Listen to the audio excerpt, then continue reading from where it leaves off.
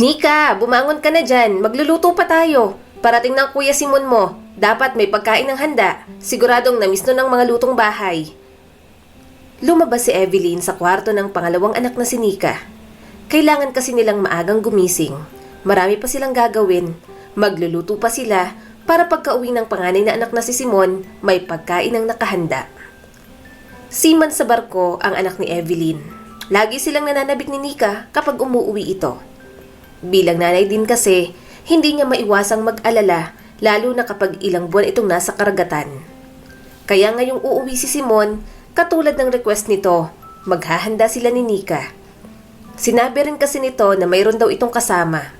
Hindi na siya masyadong nagtanong, pero baka mga kaibigan lang din siguro nito sa barko. Mama, ang aga naman po. Inaantok pa ako. Humihikab pang sabi ng dalaga. Napatingin siya sa kanyang anak. Namumugto yung mga mata mo. Nag-away na naman kayo ng boyfriend mo, ano? Napanguso naman agad si Nika.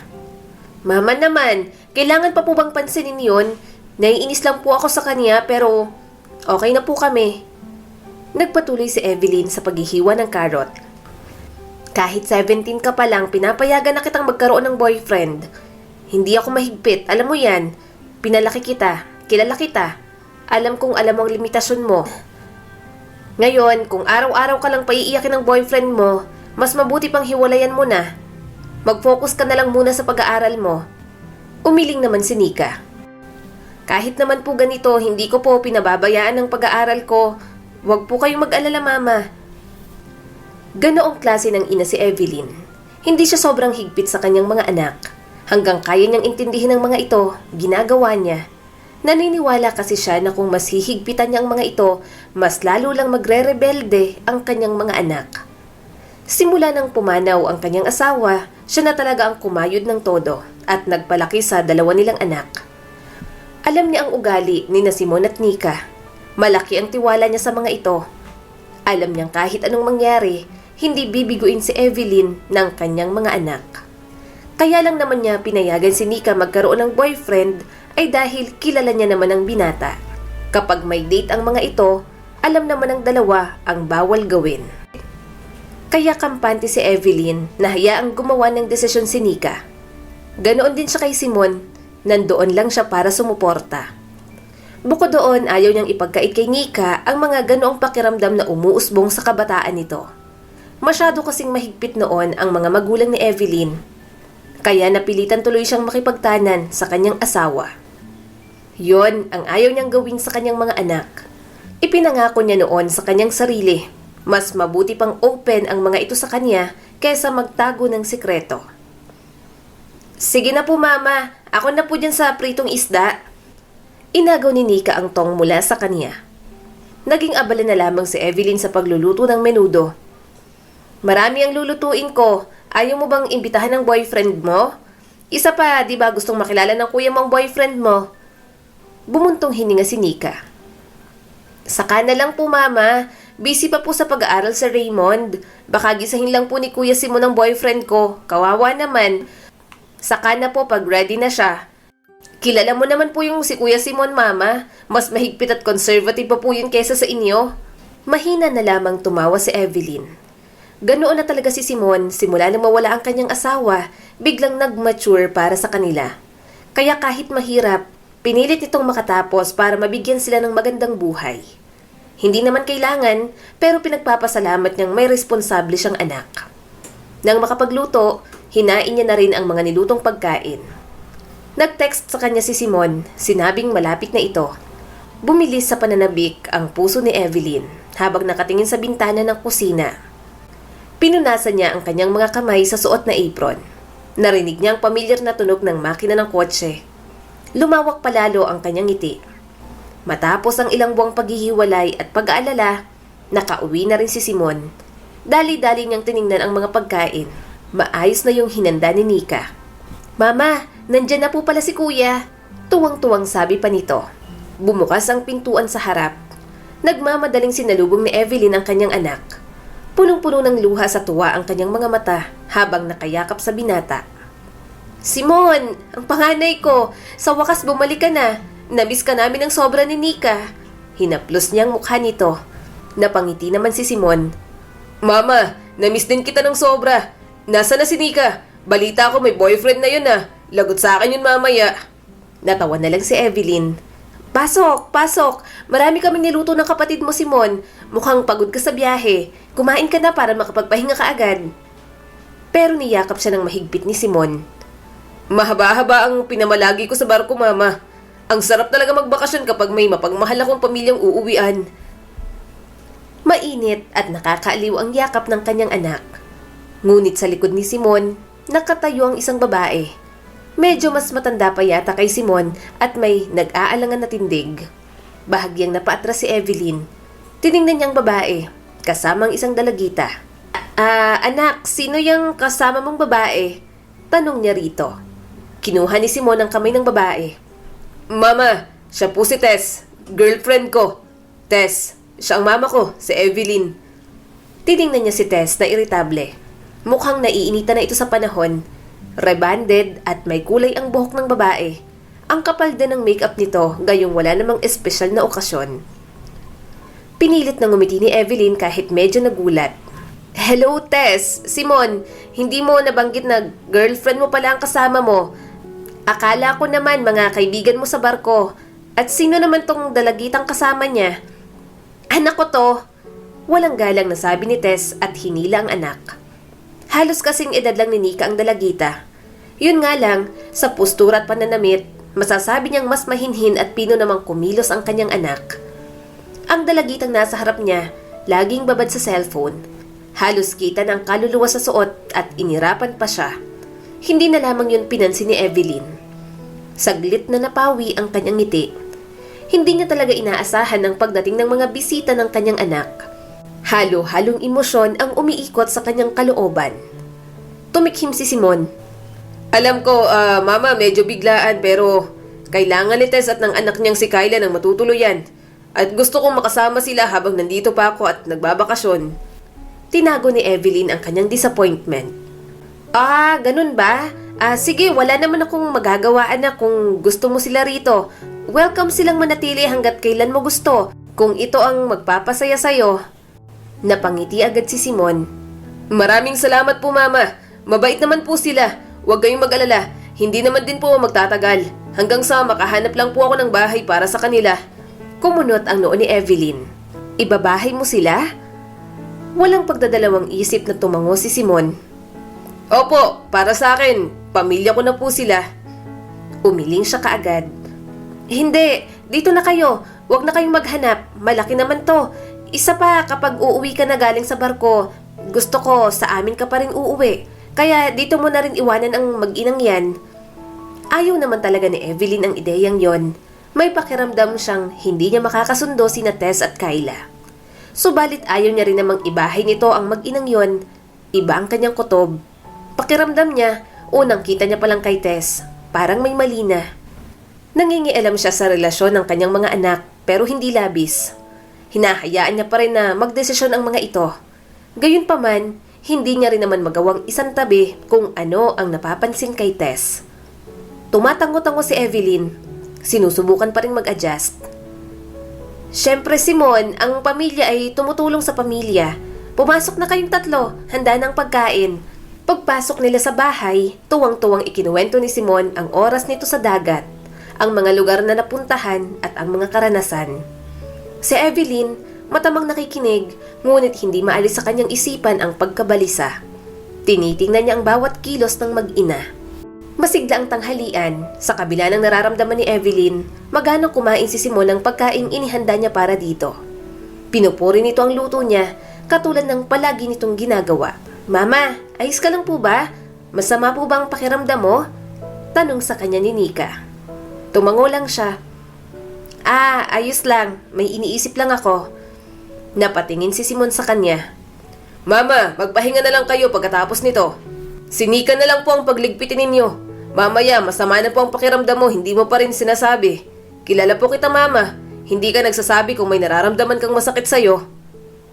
Napangiti na lang siya. Ang OA niyo mga anak, ayos lang ako. Kulang lang siguro sa pahinga. Bumuntong hininga si Nika. Ako na lang po ang magliligpit nito. Kuya Simon, masyado kasing excited si Mama sa pagdating mo. Hindi na magpahinga sa kalilinis at kaluluto kanina. Napagod nga siguro, kaya alam ni Evelyn na napalaki niya ng maayos ang kanyang mga anak. Binigyan niya ng labis na pagmamahal at pagmamalasakit ang mga ito. Kaya alam niyang iyon din ang natatanggap niya sa dalawa. Yon ang isang bagay na sa tingin niya kanyang maipagmamalaki. Napatingin si Evelyn kay Tess. Baka naman masyado lang niyang hinusgahan ang nobya ni Simon. Baka naman mali lang ang kanyang first impression. Sinubukang makipag-usap ni Evelyn. So, Tess, paano kayo nagkakilala ni Simon? Boring na sumagot si Tess. Common friend lang. Ngumiti si Simon sa kanya. Mama, nagkakilala po kami bago sumakay sa barko. Noong nag-aayos po ako ng mga requirements sa Maynila. At kapag may signal sa barko, nagkakausap po kami. Nagkapalagayan po kami ng loob hanggang sa yon, naging kami na. Eto lang pong pag-uwi ko. Ngayon lang po kami nagkita na kami na ni Tess. Noong nagkakilala kayo, alam mo na bang may anak siya? Hindi napigilang tanong ni Evelyn. Napatingin agad sa kanya si Tess.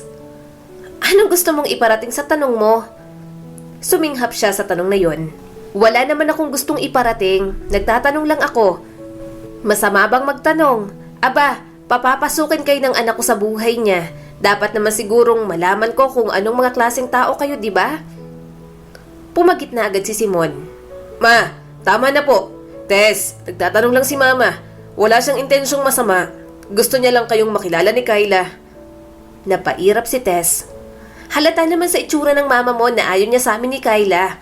Kung ayaw niya, hindi namin ipipilit ang sarili namin. Napailing si Evelyn. Oo, ayaw ko sa inyo pero hindi dahil may anak ka o ano. Pero pansin ko na agad na ibang ugali mo. Kaya lang, mahal ka ng anak ko kaya wala akong magagawa. Kinikilala na nga kita, ikaw pa ang may ganang pagsamaan ako ng ugali. Bumuntong hininga si Simon. Please, tama na. Tumigil na kayo. Kauuwi ko lang. Pakiusap.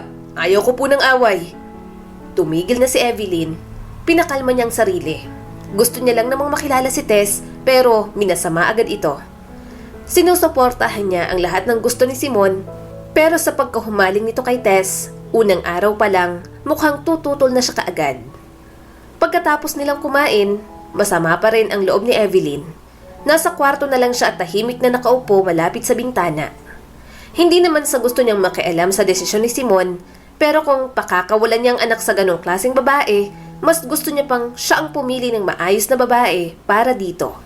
Wala siyang arte sa mapipiling mapapangasawa ng kanyang mga anak, pero kahit may taong may mabuting puso man lang ang mapili ng mga ito, kapag ganoon, mas mapapanatag siyang iwan ng dalawa sa desisyon ng mga ito.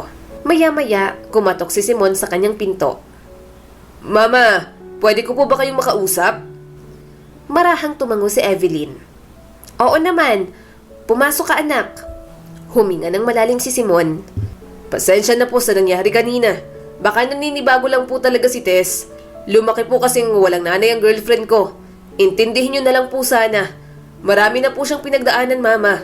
Sinusubukan ko lang pong gawing mas madali ang mga bagay para sa kanya at sa anak niya. Pipilitang tumango si Evelyn. Naiintindihan ko, Simon. Pipilitin kong intindihin. Kaya lang, sana mag-adjust naman siya at baguhin ang ugali niya. Matuto siyang makisama dahil ayoko rin naman ng tensyon sa bahay na ito. Tiningnan siyang mabuti ng kanyang anak. Alam ko po, Mama. Kinausap ko na rin naman po siya. Mabait din naman po si Tess. Subukan niyo po siyang kilalanin ng mabuti. Pinilit na lamang ngumiti ni Evelyn. Sige, susubukan ko. Ang mga araw ay naging linggo at sinubukan ni Evelyn ang lahat ng kanyang makakaya na makapag-adjust. Kahit may napapansin siyang kakaiba kay Tess, iniintindi niya na lamang. Isang hapon, bumisita ang boyfriend ni Nika na si Raymond. Hindi mapigilan ni Evelyn ang tumawa. Palabiro si Simon, pero pagdating sa binata sobrang seryoso nito. Halata tuloy ang takot at kaba sa nobyo ni Nika. Napatingin naman siya kina Tess at Kyla. May kinukutingting lang sa cellphone si Tess, habang nanonood naman si Kyla sa kanila. Hindi niya maintindihan, pero tingin ang dalagita sa boyfriend ni Nika. Nasa mukha pa rin ni Simon ang pagiging seryoso. Raymond, salamat sa pagpunta. mayroon lang akong ilang katanungan para sa'yo.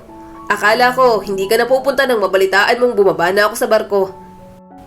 Napairap naman si Nika. Kuya, anong klaseng boses yan? Tinatakot mo lang ang boyfriend ko eh. Masamang tumingin si Simon sa kapatid. Manahimik ka, Nika. Hindi po kaya pinapayagan ka namin ni Mama na magkaroon ng boyfriend. Hahayaan ka na lang namin sa lahat. 17 ka pa lang. Minor de edad ka pa lang.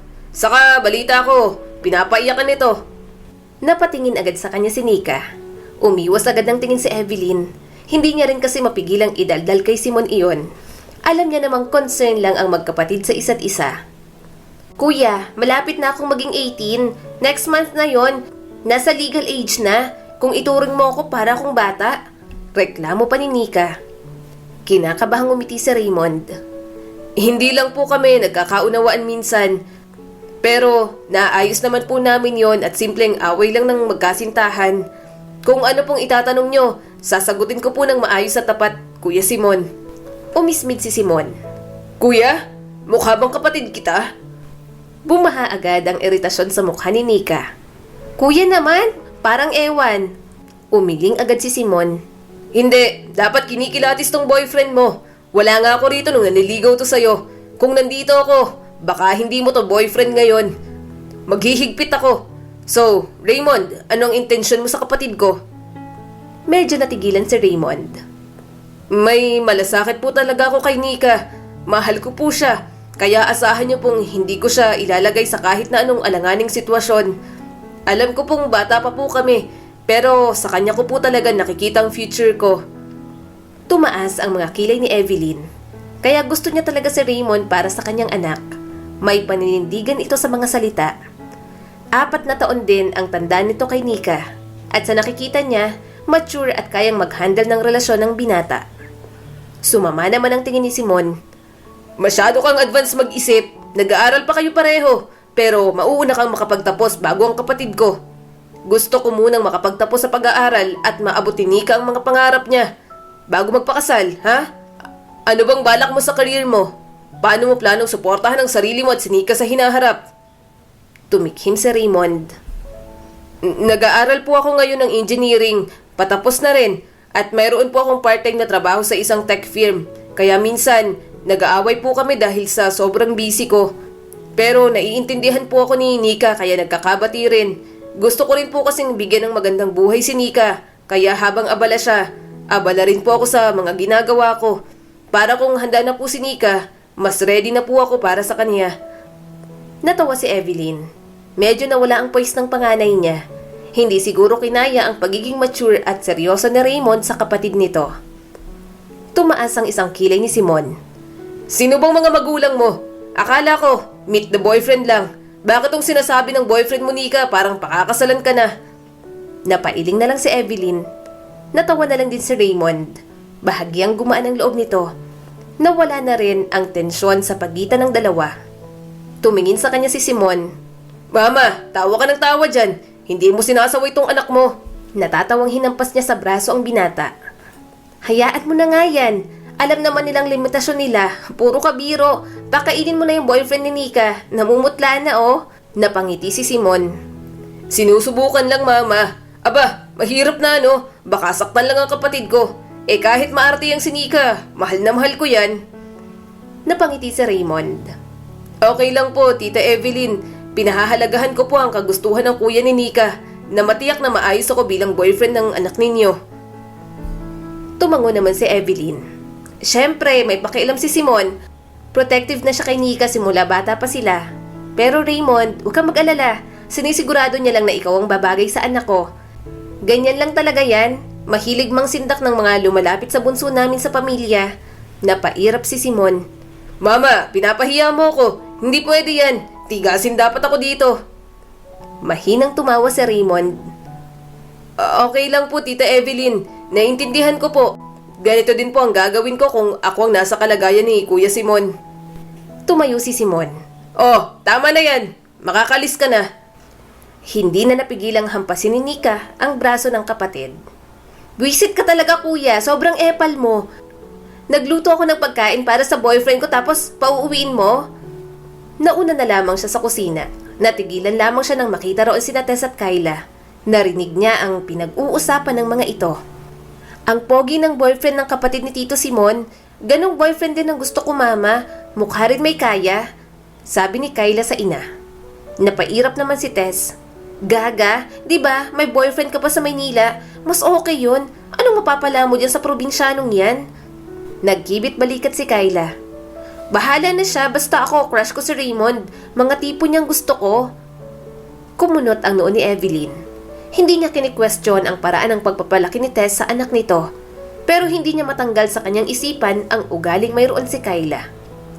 Alam nitong boyfriend na ng kanyang anak si Raymond, hindi na dapat ito kinikilig ng ganoon sa binata, at mas lalong dapat nitong pigilan ang magkaroon ng interes sa lalaki na may girlfriend na. Mama, ayos ka lang po? Anong ginagawa niyo dyan? Tanong sa kanya ni Simon. Marahang umiling si Evelyn. Wala, medyo sumakit lang ang ulo ko anak. Bumuntong hininga si Simon. Umupo na lang po muna kayo ron. Ako na po ang maghahain ng mga pagkain. Tumango na lang siya. Umupo siya sa upuan. Ilang sandali pa, lumabas na sina Tess at Kayla. Mata man niyang tiningnan ng mga ito. Hindi niya yata kayang pakisamahan ng ugali ng mag-ina kung palagi na lamang magiging ganoon. Ay! Sorry, natapon ko ang juice sa pants mo. Sorry.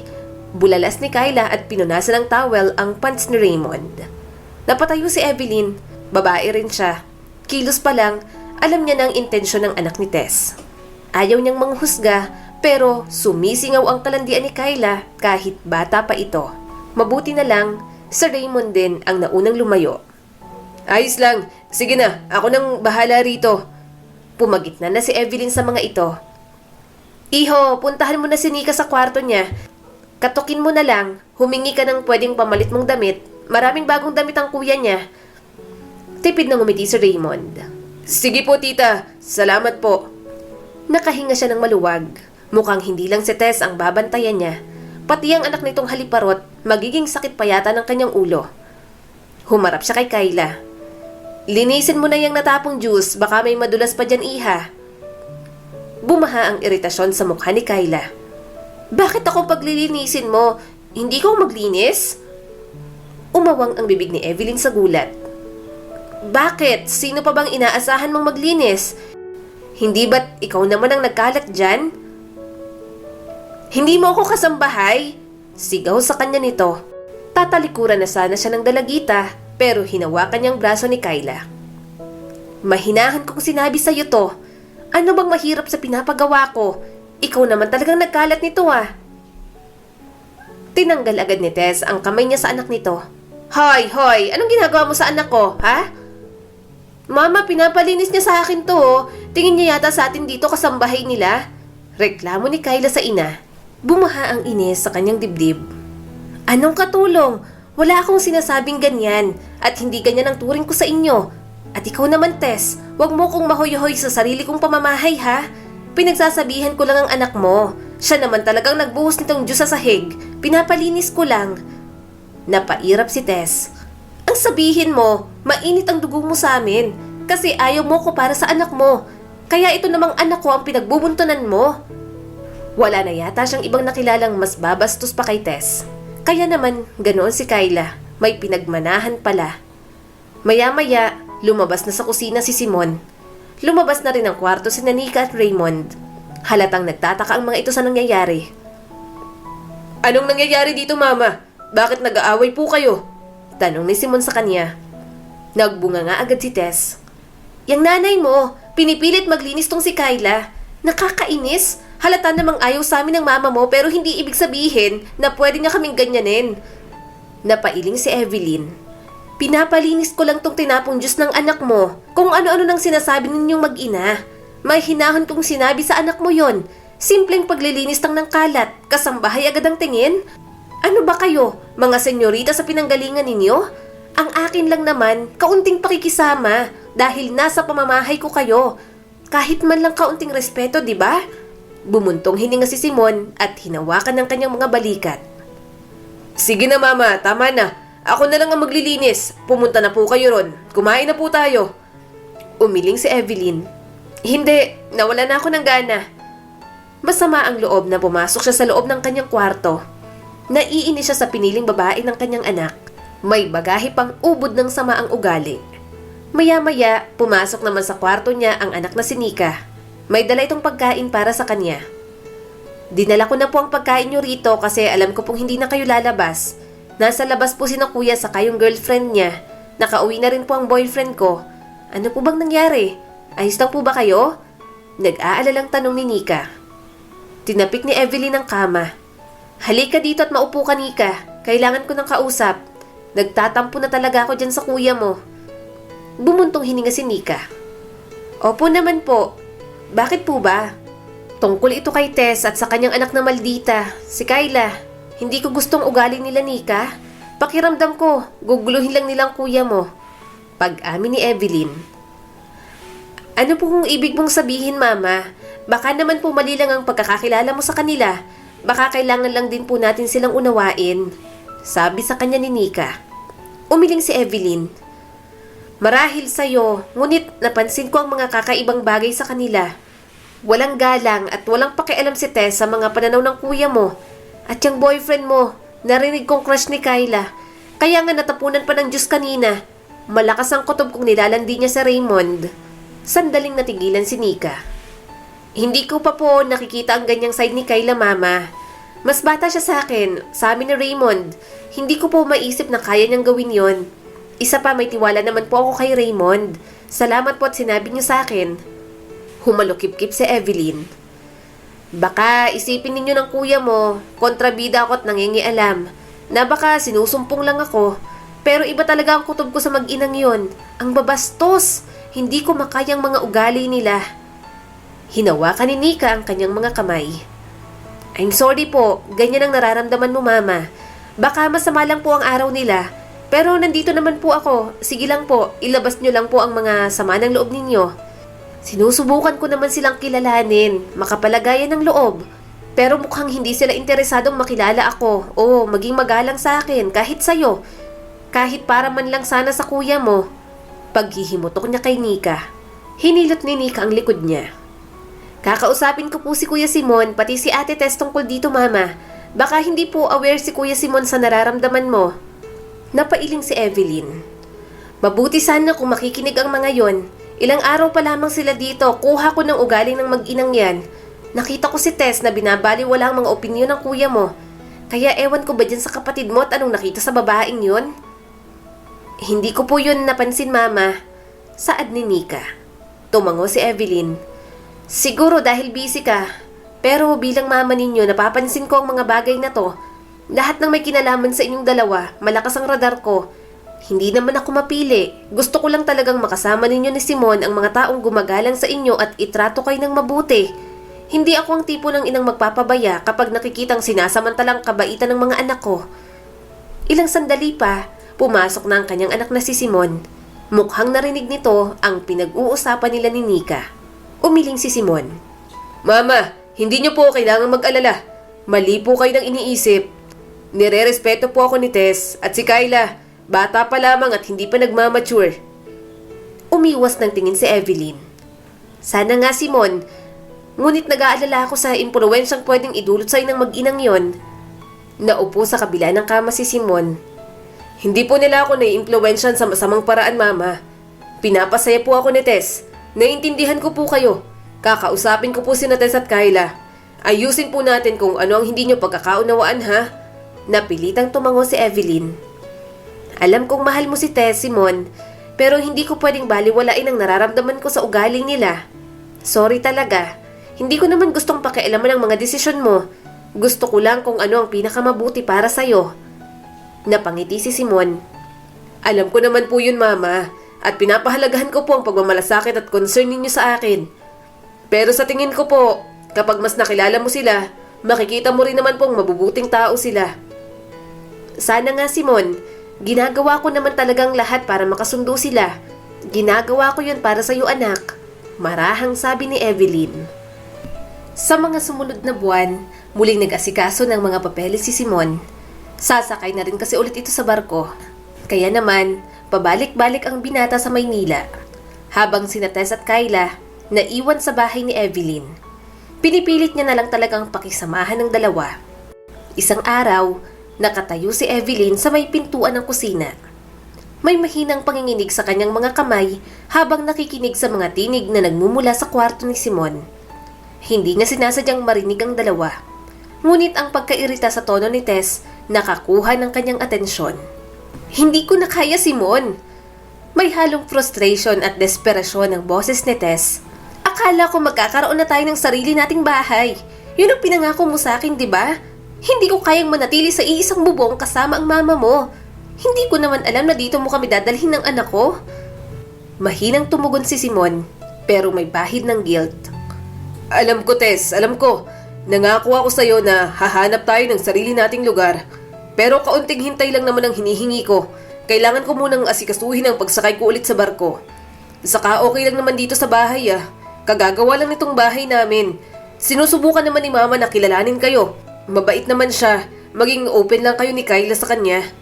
Bumaha ang inis sa dibdib ni Evelyn. Hindi naman siya tutol kung bumukod ang mga ito. Yun nga lang, hindi siya pabor na ibahin ni Simon si Tess gayong hindi naman kasal ang mga ito. Bukod doon, hindi maintindihan ni Tess ang kanyang anak sa mga inaasikaso nito. Puro na lamang sarili ang iniisip. I'm sorry, Simon, pero kailangan ko ng space. Patuloy ni Tess. Kailangan ko ng bahay kung saan mararamdaman kong atin yon. Pinanghawakan ko yun Umasa kami ni Kyla sa'yo. Napabuntong hininga si Simon. Naiintindihan ko, Tess. Ginagawa ko naman ang lahat Kaunting hintay lang. Pero hiling ko lang din sa'yo. Kilalanin mo rin ang pamilya ko. Mahal ko rin sila at mahalaga sa akin kung magkakasundo-sundo kayo. Nagkaroon ng panandaliang katahimikan. Sumandal si Evelyn sa dingding. Nasasaktan siya para sa kanyang anak. Ayaw niya namang naiipit ito sa kahit na anong away. Mahal kita, Simon. Bahagyang lumambot ang boses ni Tess. Pero hindi pwedeng ganito lang. Halos hindi marinig ang sagot ni Simon at pilit iyong pinapakinggan ni Evelyn. Bigyan mo pa ako ng oras, Tess. Pakiusap. Nangangako ako, nagagawa ko ng paraan. Hintayin mo lang ako makasakay ulit sa barko. Pagkatapos nun, hahatian ko kayo sa padala para makapag-ipon kayo at makabili ng bahay. Talaga? Biglang lumambing ang boses ni Tess. Kumunot ang noo ni Evelyn. Wala siyang pakialam sa pera ni Simon. May online business naman siya. Kung binibigyan siya ng kanyang anak, nagpapasalamat siya. Pero hindi niya maiwasang mangialam kung sa katulad lang ni Tess mapupunta ang pera nito. Hinayaan na lang muna ni Tess ang isyong iyon. Lahat ng iniisip niya, sinarili niya na lang muna. Ayaw niya rin namang abalahin si Nika. Alam niyang stress na ito sa pag-aaral. Maglalaban na si Evelyn nang makita niyang naglalaba ang kanyang anak na si Simon. Nanlaki ang kanyang mga mata. Nilapag niya ang tray sa sahig. Anong ginagawa mo dyan, Simon? Bakit ikaw naglalaba? Nilabhan ko ng mga damit mo Saka pagod ka pa galing sa biyahe. Tuloy-tuloy niyang tanong dito. Tumayo ang kanyang anak. Marami na po kasing maruming damit si Tess at Kyla. Kaya ako na po ang naglaba. Napasinghap si Evelyn. Anong sinabi mo? Bakit hindi sila ang maglaba ng mga yan? Mga kababaeng tao at wala namang ginagawa, bakit ikaw pang kikilos para sa kanila?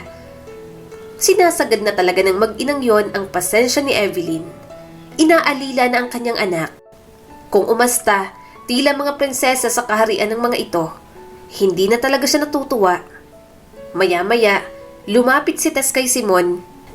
Babe, pagpunta mo ng Maynila, ibili mo ako nito para kasing ang ganda. Lumapit din si Kyla at bahagya pang binangga ang kanyang balikat. Ako rin po, Tito Simon. Ibili niyo din po ako ng makeup set dito. Please, may ganyan din po ang mga kaklase ko dati.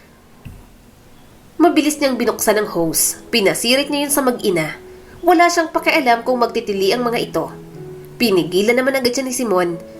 Sa sobrang gigil ni Evelyn, tinapon niya sa mga ito ang mga pinalalabhang damit sa kanyang anak. Mama! Bakit niyo po ginawa yun sa kanila? Gulat na tanong ni Simon sa kanya. Nanginginig siya sa galit. Nagtitimpi lang ako sa inyong dalawa pero nakakaubos na kayo ng pasensya. Bakit kailangan pang saan ako ipagawa ang paglalaban ng maruruming damit ninyo? Para kayong mga hindi babae. At anong tingin niyo sa anak ko? Bangko? Malaki ang sweldo niyan pero nagpapakahirap din yan. Napairap si Tess. Ang sabihin mo, natatakot ka kasi mawawalan ka ng sustento galing sa anak mo. Dahil simula nang maging kami ni Simon, kami nang inaalala niya at hindi kayo. Dinuro niya ito. Huwag mo akong pakitaan ng ganyang attitude. Sinusubukan kong maging mabait sa inyong mag-ina pero sobra na kayo. Ang kapal ng mukha ninyong humingi hindi ka nga asawa ng anak ko. Nagtaray pa si Tess. Oh please, hindi ko kailangan ng mga pangaral mong old-fashioned. Wala akong oras para dito. Hindi napigilang sumigaw ni Evelyn. Wala kang oras para sa ano? Talagang wala kang oras na kilalanin kaming pamilya ni Simon? Alam mo kung bakit? Alam ko ang baho mo. Sigurado akong ginagamit mo lang ang anak ko sa mga kapritsyo ninyong mag-ina.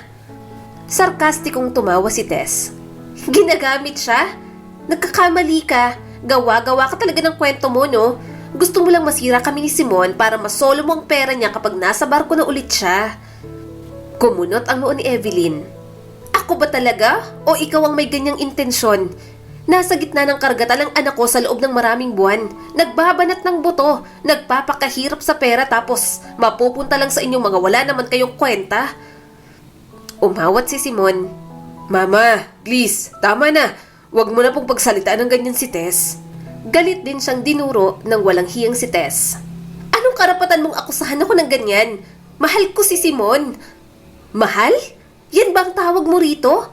Nabubuhay sa kanyang kinikita habang wala siya? Halata namang pera lang ang habol niyong mag-ina. Di pa kayo nakontento? Gusto niyo pang alilain ng anak ko? Mariing sabi ni Evelyn. Tumawa nang nang-aasar si Tess. Wala kang ideya kung anong sinasabi mo. Inggit ka lang kasi mas pinapahalagahan niya ako kaysa sa'yo. Nanay ka lang. Girlfriend ako. May kaya akong ibigay na hindi mo kayang ibigay kaya huwag ka nang mangialam. Mama! Tess! Please, tumigil na kayo. Sigaw ni Simon. Hinawakan niya ang braso ni Simon. Huwag kang magpapaloko sa babaeng yan. Malakas talaga ang kutob kong hindi magiging maayos ang buhay mo kung ganyang klase ng babae ang pipiliin mo. Nanunuyang tumawa sa kanya si Tess. Wow naman, alam mo ng future, manghuhula ka na. Ang galing mo naman. Sinaway ni Simon ang girlfriend nito. Tess, tama na. Mama, please. Huwag niyo na pong husgahan si Tess. Mag-usap na po tayo ng mahinahon. Wala tayong mareresolba kung ganito. Umiling si Evelyn. Kalmado? Paano ako magiging kalmado kung sinasamantala ka ng mag-inang yan, anak? Pinagtanggol agad ni Tess ang sarili. Hindi ko sinasamantala ang kabaitan ng boyfriend ko. Mahal ko si Simon at sinusuportahan ko siya sa lahat ng paraan na magagawa ko. Sa paggastos ng pera niya na parang wala ng bukas? Naiinis niyang tanong. Humarap si Evelyn kay Simon. Anak, masyado kang nagtitiwala noon pa man. Hindi mo nakikita kung ano talaga ang nangyayari. Galit na hinila ni Tess si Simon. At masyado kang nangingialam. Si Simon ay nasa hustong gulang na. May kakayahang gumawa ng kanyang sariling desisyon. Kaya tama ng pagiging pakialamera mo. Gulong-gulo na ang kanyang anak. Pwede bang itigil na natin ang pagtatalo? Tess, may concern si Mama kaya may pakialam siya sa akin. Mama, mahal ako ni Tess at mahal ko siya. Hindi ba tayo makakahanap ng kapayapaan sa bahay na to? Huminga ng malalim si Evelyn. Ayoko lang na nakikita kang nasasaktan, Simon. Mahirap maging seaman. At kung may oportunista sa paligid mo, mas lalo kang mahihirapan, anak. Kinagabihan, nakaupo si Evelyn sa may sala. Naguguluhan ang kanyang kalooban. Noon pa man, ipinagmamalaki niya ang kanyang sarili sa pagiging isang matulungin at mapagmahal na ina kay Simon. Pero ang kasalukuyang sitwasyon nagtulak sa kanya sa mga limitasyon. Hindi niya talaga mahanap sa kanyang puso ang pagtanggap. Mula roon, naririnig ni Evelyn ang pagtaas ng boses ng dalawa mula sa kwarto ng mga ito. Hindi ako pwedeng manatili dito, Simon. Malinaw na ayaw sa akin ng mama mo. Parang lahat na lang ng kilos namin ni Kyla mali. Puno ng hinanakit na sabi ni Tess. Huminga ng malalim si Simon. Hindi, Tess. Huwag kang umalis. Boyfriend mo ako. Talaga bang iiwan mo ako? Kailangan lang ng mama ko ng panahon para mas makilala ka. Kailangan mo lang patunayang mali ang iniisip niya tungkol sa'yo. Nakaramdam ng guilt si Evelyn habang nakikinig.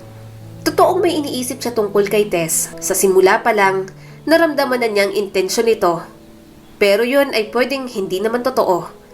Si Simon, matagumpay, masipag at mabait. Mga katangiang walang alinlangan na nakaakit kay Tess. Pero hindi napigilan ni Evelyn ang pakiramdam na mas interesado si Tess sa pera at katayuan ni Simon. Umiling si Tess. "Simon, hindi ko na kaya. Nililinaw ng mama mo sa tuwing nandito ako na hindi siya payag na maging girlfriend mo ko. Dahil ano? Dahil may anak ako sa pagkadalaga? Deserve kong makasamang isang taong tanggap ako at ang anak ko." Kumunot ang noo ni Evelyn. Kailanman, hindi niya hinusgahan ito sa pagiging dalagang ina. Wala siyang pakialam kahit single mother man ang patulan ng kanyang anak na si Simon. Ang tanging mahalaga lamang kay Evelyn ay ang may magmamahal ng totoo sa kanyang anak.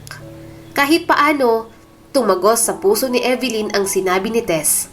Pero alam niyang isang tao kung kailan ito may lihim na motibo. Nangangamba siya na kung ikakasal si Simon kay Tess, magdudulot lamang iyon ng sakit at pagsisisi. "Tess, teka lang!" Pigil ni Simon sa babae. Nagpumigla si Tess. "Huwag mo na nga akong hawakan. Aalis na nga ako, di ba?" Nagkaroon ng sandaling katahimikan bago nagpatuloy si Simon. Medyo nanginginig ang boses. "Mahal kita, Tess. Gusto kong gugulin ang natitirang bahagi ng buhay ko kasama ka. Pakakasalan mo ba ako?" Napabuntong hininga si Evelyn. Hindi niya inaasahan ang ganoong pangyayari. Pilit na pinapakinggan ni Evelyn kung ano ang magiging tugon ni Tess. Mahina at hindi sigurado ang boses ni Tess. "Simon, hindi ko alam. Gusto mo kong pakasalan?" Tumango naman si Simon. "Ayokong malayo sa'yo kaya please, magpakasal na tayo." Narinig muli ni Evelyn ang boses ni Tess. "Oo, Simon. Oo, pakakasalan kita." Namalayan na lamang ni Evelyn na naghahanda na para sa kasalang dalawa. Lahat ng gusto ni Tess tinutugon ng walang reklamo ni Simon. "Naiinis na talaga ako dyan sa kuya mo. Labis tang pagkahumaling dyan sa test na yan. Masama talaga ang kutob ko dyan. Alam mo bang kung anong ipinanalangin ko sa Diyos kanina?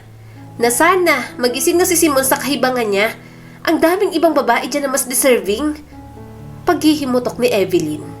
Hinilot ni Nika ang kanyang likod. "Wag na po kayo masyadong magpaka-stress sa kanila. Ayaw ko rin po si Ate Tess para kay Kuya Simon. Pero wala naman po tayong magagawa kung yun ang desisyon ni Kuya." Pagka-uwi nila, okay pa sila ni Nika. Pero ganoon na lamang ang gulat nilang dalawa nang makita si Raymond sa loob ng bahay. Naabutan din nilang nakaupo sa kandungan ng binata si Kyla. "Anong ibig sabihin nito?" Mahinang tanong ni Nika sa boyfriend nito. Tinulak agad ni Raymond si Kyla. "Nika, walang ibig sabihin yun. Natapilok lang siya, tapos napakandong sa akin. Yun ang naabutan mo. Nandito kasi ako, hinihintay kita." Masamang tumingin si Evelyn kay Kyla. Nakangisi ito, halatang sinadya nito para mag-away ang anak niya, pati na ang boyfriend nito. Hinayaan niyang lumabas sa balkonahe ang magkasintahan. Hinarap naman ni Evelyn si Kyla. Hinawakan niya ito sa braso at hinila. "Anong ginagawa mo?" Mariing tanong ni Evelyn sa dalagita. Kumunot ang noo ni Kyla. "Ano ba? Bitiwan mo nga ako, tanda." Napailing si Evelyn. "Wala kang galang katulad ng nanay mo. Ang bata mo pa, pero ang landi mo na, at naninira ka na ng maayos na relasyon ng iba. Sinasabi ko sa'yo to ha, wala akong pakialam kahit anak ka ni Tess. Dapat pinuputol yung mga sungay mo pati yung sa mama mo. Hindi pa sapat na nauuto nyo si Simon? Sa oras lang na may ginawa kang kabalbalan na pwedeng masaktan ng bunso kong anak, humanda ka na. Umayos ka. Baka hindi ako makapagpigil sa'yo makalimutan kong bata ka." Naiinis na nagpumigla si Kyla sa kanya. Bumuntong hininga si Evelyn. Alam niyang magsusumbong ito sa ina, pero wala na siyang pakialam. Masama ang ugali ng mga ito, kaya kasamaan din ng ugali ang kanyang ipapakita. Nagkaayos na rin naman sina Nika at Raymond. Habang naghuhugas sila ng mga pinggan, pinakiramdaman niya si Nika. "Anak, ayos ka lang ba?" Tanong niya kay Nika. Tumango naman ang kanyang anak. "Ayos lang naman po. Medyo nag-away lang po kami ni Raymond kanina. Pero nagkabati na rin. Pwede po ba akong maging totoo sa'yo, Mama?" Binigay niya ang buong atensyon sa kanyang anak. "Oo naman. Ano yon?" Napakagatlabi si Nika. Hindi po kasi talaga ako komportableng nandito ang girlfriend ni Kuya Simon, pati yung anak nun. Nakita ko po kasi sa cellphone ni Raymond kanina. Pinakita niya po sa akin. Hinaharot po siya ni Kayla sa chat. Hindi naman po yun pinapatulan ni Raymond pero hindi pa rin po ako mapalagay. Bumuntong hininga si Evelyn. Alam niya ang nararamdaman nito. Sino ba namang matutuwa sa harap-harapang panunulot? Para silang nagpapatira ng mga ahas at traidor sa tahanang dapat ay nagbibigay ng seguridad sa kanila. Niyakap niya si Nika. Hayaan mo, sasabihin ko yan sa kuya mo. Wala na akong pakialam kahit mag-away kami. Dapat magising na yung si Simon. Hindi na pwedeng magpatuloy pa to. Kaya naman, pagkarating ni Simon, inasahan niya nang kokomprontahin siya nito. Siguradong nagsumbong na naman ang mag-ina rito. Manaman, alam ko pong ayaw nyo kay Tess, pero huwag nyo naman pong idamay ang bata. Napapagod nang sabi ni Simon. Mataman niyang tiningnan ng kanyang anak. Hindi ko siya dinadamay. Sadya lang na may mali siya. Alam mo bang ginagawa niya? Nilalandi niyang boyfriend ng kapatid mo. Kahit pakitaan pa kita ng ebidensya, nagsasabi ako ng totoo. Kung may respeto sa katawan niyang anak ni Tess, hindi niya gagawin yon. Ginulo ni Simon ang buhok. Pero mama, sana naman sinaway mo na lang ng maayos. Hindi yung pinagbantaan mo pa ng kung ano-ano. Napailing si Evelyn. Mahinahan kong sinabi yon. At isa pa, hindi na komportable ang kapatid mo sa mag-inang yon. Nakikiusap na ako sa'yo. Palayasin mo na sila. Ayaw kong nasasaktan si Nika dahil sa mga yan. Iniintindi kita. Pinipilit ko naman Simon. Pero hindi ko na kaya to. Pasensya na anak. Tumayo si Evelyn at pumasok sa kwarto niya. Parang may sumasakal sa kanyang puso. Ayaw niyang nagkakatampuhan silang mag-ina. Pero mukhang wala na talaga siyang magagawa sa desisyon nito. Kinabukasan, habang pauwi si Evelyn mula sa wet market, lumilipad ang isip niya sa sitwasyon nila sa bahay. Kahit mabigat ang grocery bags na dala, mas mabigat pa rin ang kalooban niya. Pagliko sa isang pamilyar na eskinita, nabasag ang pag-iisip ni Evelyn. Nakita niyang nakatayo si Tess, nakakulong sa isang marubdob na yakap sa isang lalaki na tiyak niya na hindi si Simon. Natigilan si Evelyn sa sobrang pagkabigla. Hindi niya maproseso ang eksenang nasa kanyang harapan. Hinanap agad ni Evelyn ang kanyang cellphone. Nanginginig ang kanyang mga daliri. Tahimik niyang kinukunan ang nakakahamak na sandali. Maingat na nag-click ang kamera. Tuluyan ang naghiwalay si Tess at ang hindi kilalang lalaki. Hindi siya napansin ng mga ito. Nanatiling nakatago si Evelyn. Alam niya sa kanyang sarili na kailangan niyang ipakita yun kay Simon, gaano man iyon kasakit para sa kanyang anak. Pagdating sa bahay, ibinaba ni Evelyn ang kanyang mga pinamili. Tumatakbo sa isip niya kung paano lalapitan si Simon. Huminga siya ng malalim. Dahan-dahan siyang lumapit sa kanyang anak. Simon! Bahagyang nanginginig ang boses ni Evelyn. Tumingala si Simon. Naramdaman nito ang kaseryosohan sa tono niya. Ano pong problema, mama? Walang sabi-sabi, iniabot ni Evelyn ang cellphone kay Simon. Kinuha ni Simon iyon. Naguguluhan pa nga hanggang sa makita nito ang larawang nakadisplay sa screen. Nagsalubong ang mga kilay nito sa pagkalito nung una, pero bumukas ang galit sa mukha ng binata. Ano to? Tanong ni Simon. May matigas na boses at may pinipigilang emosyon. Ikinuwento ni Evelyn ang kanyang nasaksihan. Pinagmamasdan niya ang pagdidilim ng ekspresyon ni Simon sa bawat salita. Ang mga kamao nito nakakuyom sa sobrang galit. Huminga ng malalim si Evelyn. Pasensya na Simon, baka isipin mo sinisiraan ko sa iyo si Tess, pero nakita talaga ng dalawang mata ko yan. Biglang tumayo si Simon. Paano niya magagawa sa akin to? Nagtiwala ako sa kanya. Niyakap niya ang kanyang anak. Sinabi ko na sa'yo, diba? Hindi talaga mapagkakatiwalaan ng babaeng yon. Tamang ang hinala ko kay Tess. Ayaw kong nasasaktan ka ng ganito. Umigting ang panga ni Simon. Kailangan ko siyang makausap. Umupo si Evelyn sa sofa. Baka sa mukha niya ang pag-alala. Hindi mapakali si Simon. Hawak-hawak nito ang kanyang cellphone ng mahigpit. Simon, sigurado ka bang gusto mo siyang harapin tungkol dito ngayon?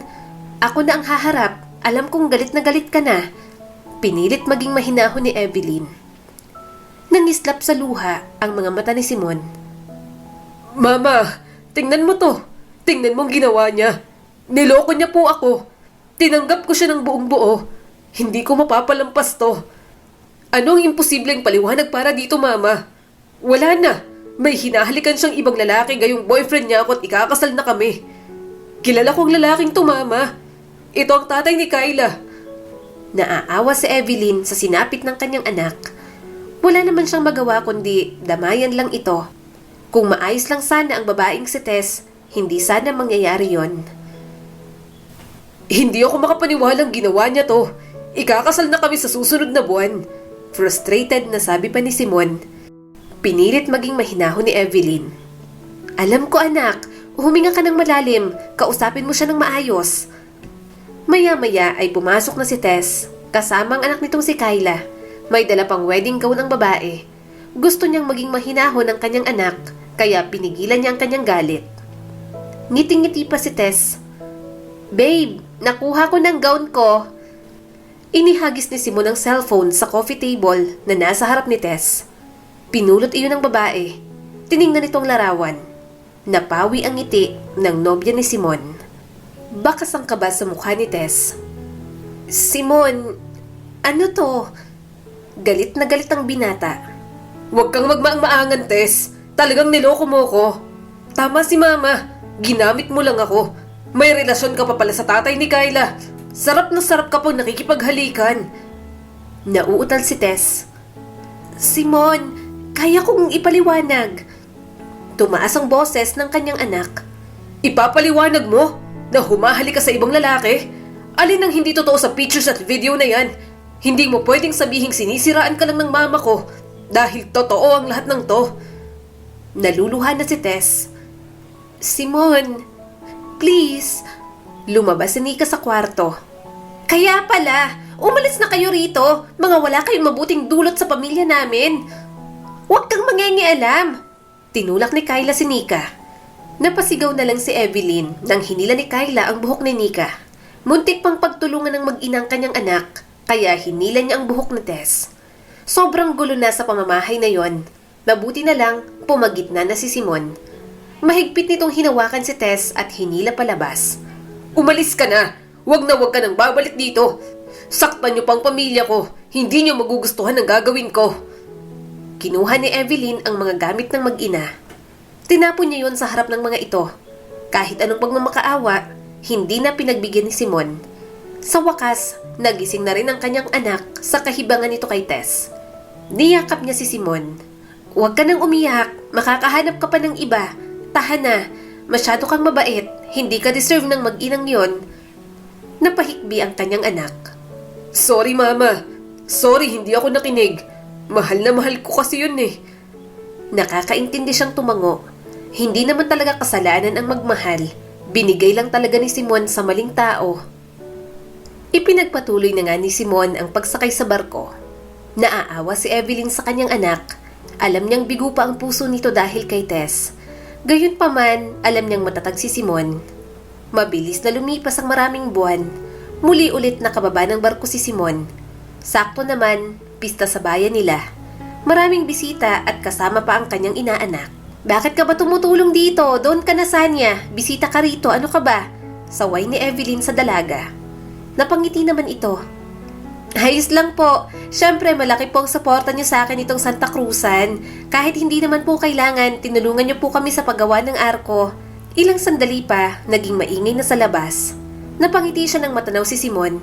Lumabas agad siya para kunin ang atsarang request nito. Yun nga lang, pagpasok niya sa kusina, napatili si Evelyn. Nakita niya kasing nakayakap si Simon kay Sanya mula sa likuran. Inakala pala nitong si Nika iyon. Sorry, akala ko si Nika. Sorry. Nauutal na sabi ni Simon. Sobrang namumula naman si Sanya. Mabilis siyang lumapit at hinampas sa braso ang kanyang anak. Sinapo niya ang mukha ni Sanya. Ayos ka lang ba? Pasensya ka na. Baliw tong anak ko, basta nalang yakap ng yakap. Nag-aalalang sabi niya rito. Nahihiyang tumango si Sanya. Ayos lang po. Sige po, pupunta muna po ako kay Mama. Tumango na lang si Evelyn nang maiwan sila ni Simon na abutan niyang habol ang tingin nito kay Sanya. Hinampas niya ito sa tiyan. Anong ginawa mo sa inaanak ko? Ang pinong kumilos nun tapos ginanon mo lang? Sermon niya rito. Napalunok si Simon. Anong pangalan ng inaanak mo, ma? Mukhang hindi muna ako sasampa ng barko sa sunod. Natawa na lang si Evelyn. Niyakap niya na lamang ang kanyang anak.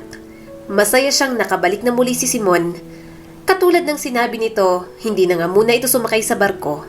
Namalaya niya na lamang na niligawan na nito si Sanya. At hindi na siya tumutol doon. Alam ni Evelyn sa kanyang sarili na magkakaroon ng sariling buhay ang kanyang mga anak. Pero hindi niya rin naman matatanggal ang pag-aalala at malasakit sa mga ito.